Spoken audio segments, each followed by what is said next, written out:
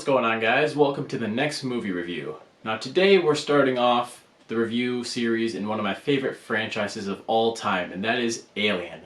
Ridley Scott's incredible groundbreaking sci-fi horror movie spawned not only 3 sequels, but also 2 spin-offs and 2 prequels. I'm going to be reviewing all of the movies in the franchise in chronology order, meaning I'm going to start with the prequels, with Prometheus today. Prometheus, oh Prometheus. Everybody went into this movie expecting it to be Ridley Scott's return to the sci-fi horror alien elements that made the first film such a hit. And instead we got a bit more of a space epic mystery sort of about the origins of humankind as well as the xenomorphs, but we get a lot more questions than we do answers, and that bugged a lot of people. I'll start off by saying that I'm 100% on board with the changes that Ridley Scott made with this movie. He explores some really ambitious ideas in Prometheus, and they go in really interesting ways that I didn't expect out of a movie like this. And it's not like this movie is without its alien-like moments. There are some shots and moments that are so gory and intense that they feel straight out of Alien, on par with the chestburster scene in the original. And I appreciated that as well. But Prometheus is also fine with going off and being its own movie and exploring new territory, which is something I was so satisfied to see, as opposed to a lot of the fans that didn't like the movie.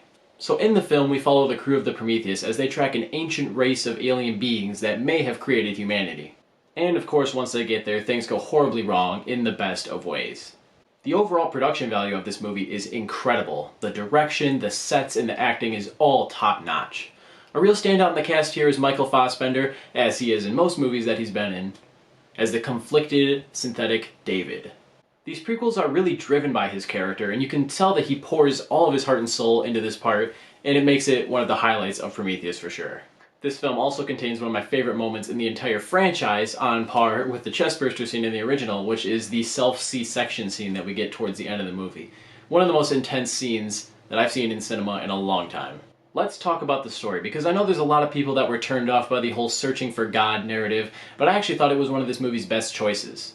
There's a brilliant parallel between the engineers creating the humans and the humans creating androids, and thus we have David becoming more conscious and emotionally aware, and he starts to realize, hey, maybe I don't need to follow humans, maybe I can go and create my own things. And when they finally find what's left of the engineers, we get to learn a little bit about what happened with them, and we get some bloody extraterrestrial action along the way as well. I won't sit here and act like this movie is perfect. There are definitely some really poorly written characters in the bunch, particularly the 2 scientist characters that get trapped in the alien spaceship and get attacked by the cobra-looking things. And people in general in this movie don't have much of regard for safety or possible consequences of touching contaminated things, which takes you out of the moment a little bit at times. I just don't think that Prometheus deserves to get docked points just because it doesn't have xenomorphs in it, and it took the story in its own direction and kind of had new ideas interjected.